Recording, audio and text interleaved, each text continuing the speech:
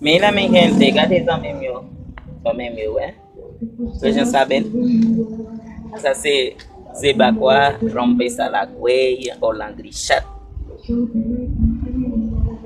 Et là, quand des amol, associé ou bien esquin, voilà, tous les cuillères, là, c'est vin, c'est citronne l'italien, mais fait les cuillères comment il va.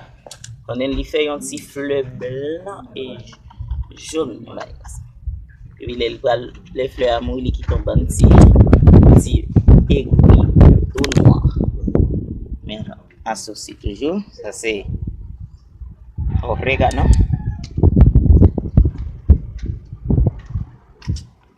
Les amis, nous connaissons fait papa est très bon pour boire tout. Pour boire un café jus avec.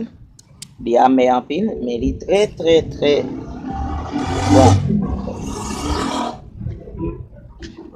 On a la loi à gogo.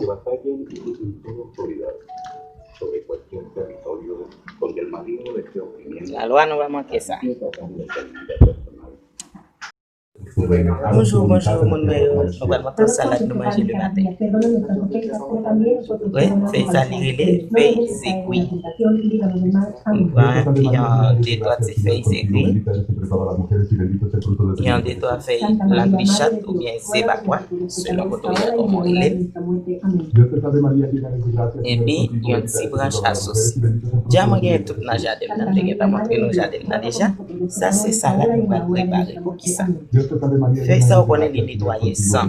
Les bons appétit, feuille à mettre, les bails appétit.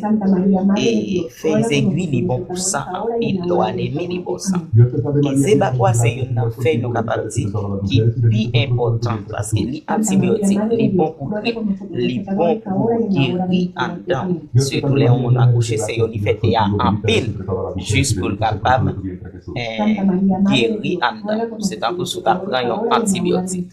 Eh bien, nous préparons, nous regardons sur le deuxième jour, chaque matin, nous mangeons feuille ça, nous mettons un petit crasse sel, un petit crasse vinaigre et puis nous mangeons comme ça. Nous allons Gracias Señor contigo, bendita eres tú entre todas las mujeres y bendito es el fruto de tu vientre Jesús. Santa María, Madre de Dios, ruega por nosotros los pecadores ahora y en la hora de nuestra muerte. Amén. Gloria al Padre, al Hijo y al Espíritu Santo. Como era en el principio, ahora y siempre, por los siglos de los siglos. Amén. María, Madre de gracia, Madre de misericordia. En la gloria y la muerte, amparo y Señor.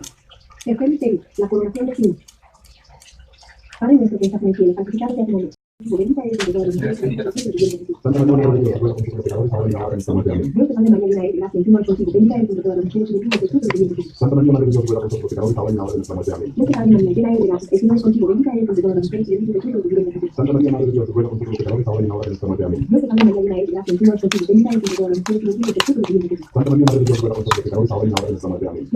llena eres de gracia, el Señor es contigo. Bendita eres entre todas las mujeres. Dios te salve María, llena eres de gracia, el Señor es contigo. Bendita eres entre todas las mujeres y bendito es el fruto de tu vientre Jesús. Santa María, Madre de Dios, ruega por nosotros los pecadores ahora y en la hora de nuestra muerte. Amén. Dios te salve María, llena eres de gracia, el Señor es contigo. Bendita eres entre todas las mujeres y bendito es el fruto de tu vientre Jesús. il va couper maintenant, c'est ce qu'il va couper. Dios ruega por nosotros los pecadores ahora y en la hora de nuestra muerte. Amén. Dios te salve María, llena eres de gracia, el Señor es contigo. Bendita eres entre todas las mujeres y bendito es el fruto de tu vientre Jesús. Santa María, Maman yam le kan fait mal parce que après le film manger après 5 minutes je senti très vite combattre avec en la santé la cruz apuesta. Padre nuestro que estás en el